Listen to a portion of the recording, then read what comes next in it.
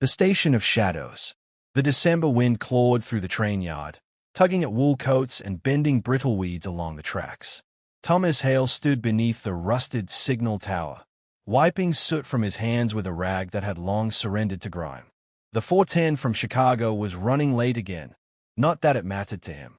Time had lost much of its meaning since Grace died 3 winters ago. The steam hissed in rhythmic bursts as the train finally groaned to a stop. Thomas turned to leave, his day nearly done, when a ripple of murmurs pulled his gaze back. A woman had stepped off the last car, dressed in white satin, her veil fluttering in the wind like a ghost searching for its body. She didn't move. She just stood there, alone, a small leather suitcase clutched in one gloved hand. Her bouquet of blue hyacinths trembled in the other. The station emptied quickly, families reuniting, lovers embracing, businessmen rushing to cabs. But the bride remained, a still figure amid motion, like someone whose story had ended before the next chapter began. Thomas watched from the shadows. It wasn't pity that rooted him. It was recognition. He approached slowly, boots crunching the gravel. "Are you waiting for someone?" The woman looked up. Her eyes, framed by faint lines of worry and time, were glazed but dry. "I was." She handed him a folded piece of paper. It was a telegram, brief and brutal. "Can't do this. Too old. Too late. S.P." Thomas exhaled through his nose. No apology, no explanation. Just initials. "Samuel Prescott," she said, answering the question he hadn't asked. "He said he loved me for 7 years. Said we'd marry in Chicago. I came here with a dress, a bouquet, and a promise." Her voice didn't tremble. That made it worse somehow. Thomas gestured toward the station bench, the one beneath the flickering lamplight where old timetables still clung to the wall. "Come sit. The night's colder than it looks." She hesitated but followed. The bench groaned beneath her weight, more from age than burden. He took off his coat and draped it over her shoulders without asking. She didn't resist. "I'm Thomas," he offered, settling beside her. "Evelyn Grant." She looked straight ahead, not at him. "I suppose I should be crying." "You will," he said, "when it's safe to." Silence stretched between them, not awkward, but sacred. The kind that forms between two people who've each been broken in private and now sit exposed under the indifferent sky. "You married?" she asked after a while. "Was. Grace passed in 49. Pneumonia. We thought it was a cold at first." His voice wavered despite himself. "I was busy with work. Thought there'd be more time." Evelyn turned to face him, her expression softening. "I'm sorry. I'm sorry, too," he said, but not only for her. The wind picked up again, rattling the empty platform. Across the tracks, a dog barked into the night. The lamplight above them flickered, then dimmed. "I waited 6 years for Samuel to make up his mind," Evelyn murmured. "He said I was stable, graceful, a woman who wouldn't embarrass him at dinner parties." Thomas gave a short laugh. "That's a compliment now." "Apparently not. He met someone vibrant. 27, a yoga instructor." Evelyn finally looked at him fully. He didn't even have the decency to call. They sat in quiet companionship, two strangers bonded by abandonment. Snowflakes began to fall, lazy at first, then with purpose. Evelyn's veil caught a few and held them like fragile truths. "I'm not sure what to do now," she said. "You hungry?" Thomas asked. "I make a mean stew. My landlady leaves it on the stove. Says I'll starve otherwise." Evelyn blinked, surprised. "That's your idea of saving a woman in distress? Stew?" "No," he said, "but it's a start." She stood, gripping the suitcase. The wedding dress rustled like dried leaves. "I'm not looking for charity, and I'm not offering any," he replied. For a moment, she wavered, then nodded. "All right, Thomas. Let's see about that stew." As they walked away from the station, the empty platform behind them seemed to breathe a sigh of relief. The bouquet of hyacinths remained on the bench, forgotten, or maybe left behind on purpose. Evelyn didn't look back. The weight of betrayals. The stew was hot, thick, and filled with winter vegetables Evelyn couldn't name. It sat in 2 chip bowls on Thomas Hale's modest kitchen table, lit by a single oil lamp that flickered like it might go out at any moment. The cottage was small, tucked behind the railway yard, with creaking floorboards and wallpaper that had given up fighting the damp. But it was warm, and for Evelyn, that was enough. She took a tentative sip. You weren't lying. This is good. Thomas shrugged. Mrs. Delaney cooks for 3 tenants. I'm the only one who eats it like it's gourmet. Guess that makes me grateful or just easy to please. Evelyn allowed herself a small smile. Maybe both. She looked different now, less like a deserted bride and more like a woman who remembered how to hold her head high. The coat he had given her was neatly folded on the chair. Her veil lay across the arm of a nearby couch, forgotten. Where will you go? Thomas asked, not looking up. She set her spoon down, hands clasped. I hadn't thought that far ahead. I spent the last year preparing for a life that doesn't exist anymore, tailoring my days to his business dinners, his need for silence in the mornings, his fear of commitment dressed up as sophistication. Thomas nodded but said nothing. I gave Samuel everything, Evelyn continued. 7 years. My trust. My future. I changed for him. Slowly, in quiet ways. Gave up travel. Took a teaching job closer to his firm. All because he said marriage was coming soon. Her voice cracked. But I guess I wasn't exciting enough. Is a fool, Thomas said simply. She looked at him. You don't know me. I don't need to. Any man who can't see what's in front of him is a blind man with perfect vision. Evelyn blinked. You're good at that. At what? Making sense without saying much. Thomas stood to refill their bowls. Grace used to tell me that too. She was the words in our marriage. I was just steady. Do you miss her? Evelyn asked. He paused at the stove. Every day. Sometimes I still set 2 plates without thinking, or hear her humming near the window and turn around too fast. Evelyn looked down. Must have been a real kind of love. It was, he said, placing the bowl in front of her. But I wasn't always kind with it. I buried myself in work. Ignored her cough. Thought being a provider was enough. You're being too hard on yourself. And maybe you're not being hard enough on him, Thomas said, not unkindly. He left you with nothing but a sentence in a telegram. That's not forgettable. Evelyn flinched. She hadn't cried yet. Not when the train arrived empty. Not when strangers stared at her gown. Not even when she tore off her gloves in a fit of silence. But now, in this cramped kitchen, with an honest man across from her, the weight settled. The tears came fast and quiet. Thomas didn't move to comfort her. He simply sat, waited, and let her own grief be hers. After a long silence, Evelyn finally spoke. I don't think I know who I am without him. Thomas stirred his stew. Then it's time to find out. She looked at him, mascara smudged but eyes steady. How? You start by remembering what you liked before him, before you shaped yourself to fit someone else's mold. Evelyn thought for a moment. I used to love music. Played piano. Painted watercolors. Badly. Sounds like you were someone worth knowing. Still, she said, more to herself than to him.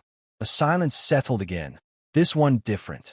It wasn't built on shared pain, but on a kind of tentative hope. Outside, snow pressed against the windows, but inside the warmth of the stew, the fire, and their words held it at bay. Evelyn stood and walked to the small bookshelf near the fireplace. She ran her fingers over the spines. One by one, she named them aloud. Fitzgerald, Steinbeck, Dickinson. She looked over her shoulder. Your choices. Grace's, he said. She read them out loud when I was too tired to stay awake. She must have loved you very much. She did, and I was too foolish to see how precious that was, until it was too late. Evelyn turned back to the shelf, touched a book gently, and whispered, I suppose we both made ourselves smaller for people who didn't know how to hold us. When she returned to the table, she didn't sit right away. Instead, she looked at him, really looked, like she was seeing past his grief and into the quiet man beneath. Thank you, Thomas. For what? For not making me feel like an abandoned bride, just a woman starting over. He gave a small nod. We all start over at some point.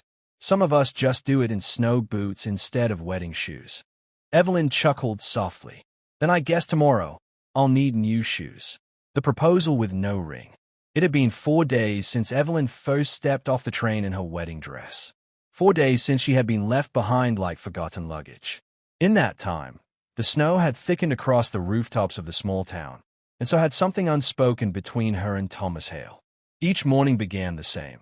The whistle of the freight train at 6:45, the clatter of firewood in the stove, and the faint sound of Evelyn humming in the kitchen.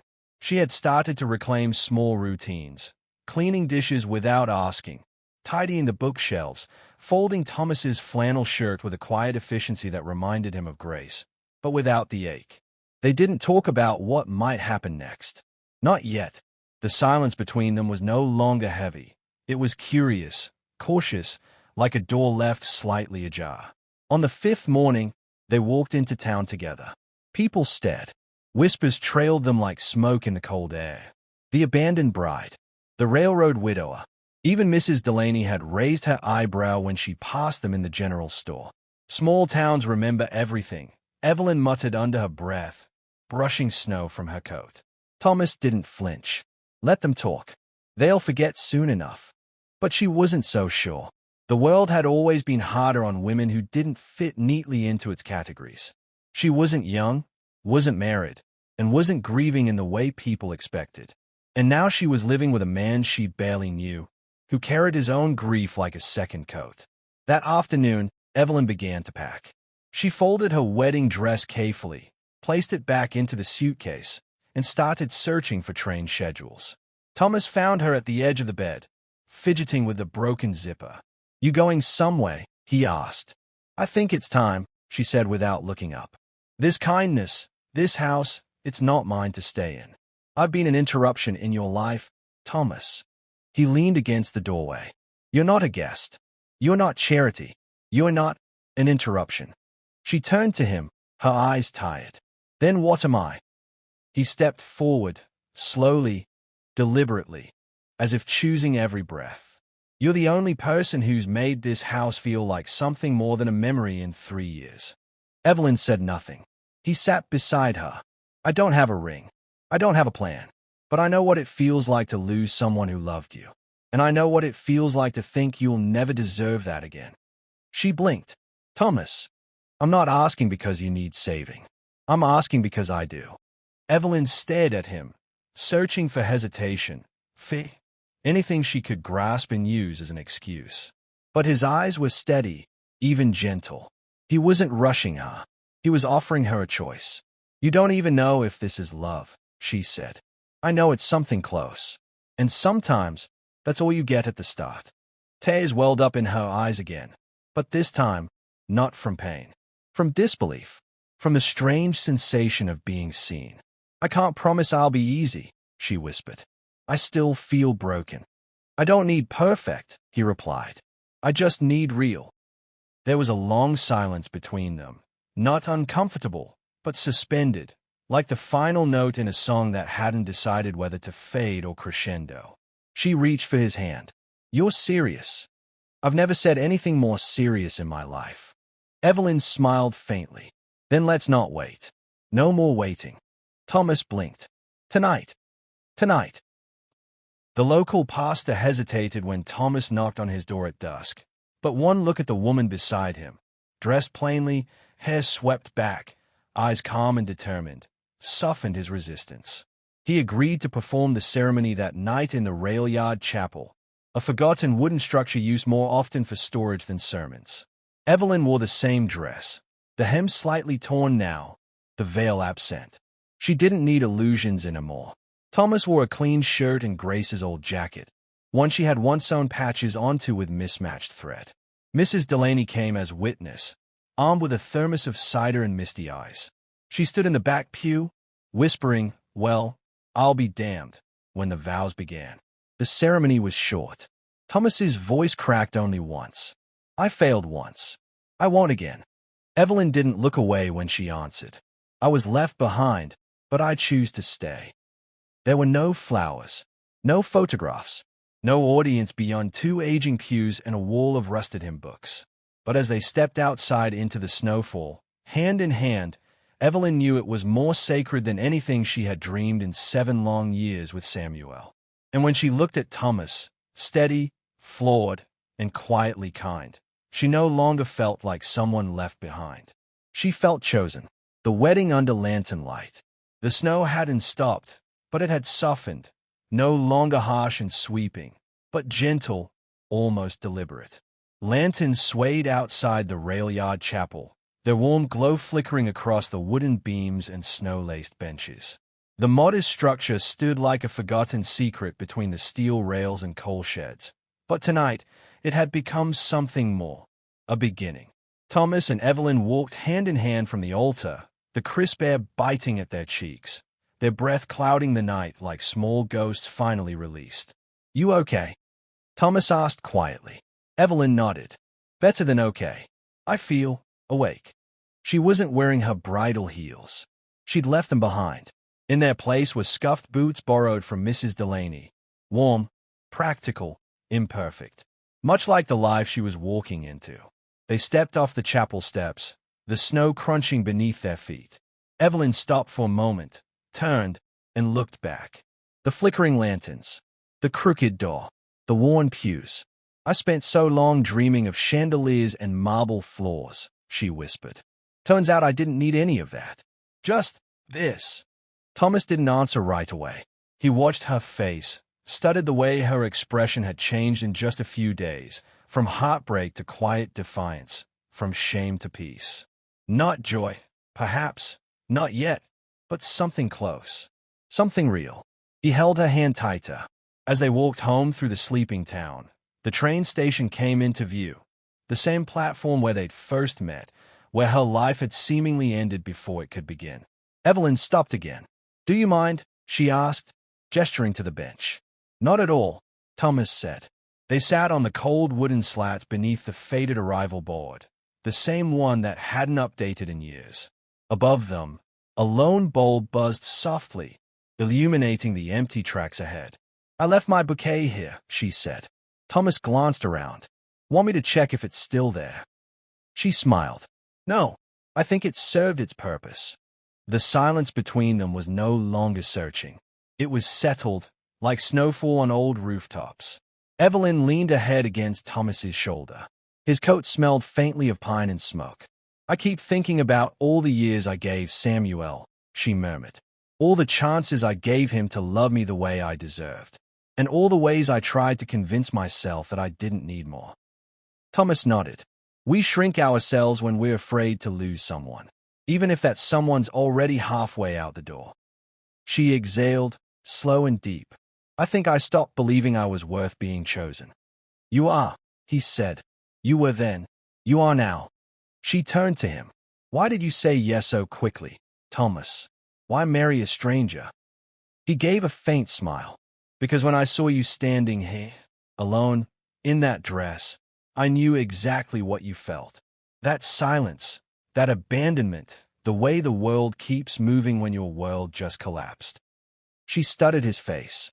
"And I thought," he continued, "if someone had pulled me from that silence years ago, maybe Grace would have had more of me before she went. Maybe I'd have learned to love better. I didn't want to waste that chance again." Evelyn's throat tightened. Her voice came out softer than a whisper. "You didn't save me, Thomas. You walked beside me while I saved myself. That's all I ever wanted to do." From the darkness, the low hum of an approaching train stirred the stillness. Headlights glowed faintly in the distance. The 410, the same one Evelyn had arrived on. She watched it for a long time. "Someone else will get off that train today," she said, "carrying their own kind of pain." "Maybe," Thomas said, "and maybe someone like you will be waiting for them." She looked at him. "Someone like me." He reached out and tucked a loose strand of hair behind her ear. Someone brave enough to stay, even when they had every reason to run. As the train passed by, snowflakes danced in the gust of wind it left behind. The whistle echoed long after it was gone, haunting, beautiful, and almost musical. Evelyn rose from the bench, pulling Thomas up with her. "Let's go home." He smiled. "Yes." They walked away from the platform that had once symbolized abandonment, now transformed into something redemptive, A place where two broken stories had collided and, against all odds, begun anew. The chapel lanterns were still glowing behind them, swaying gently in the wind. And somewhere between the cold air and the quiet night, the past loosened its grip, just enough for the future to begin.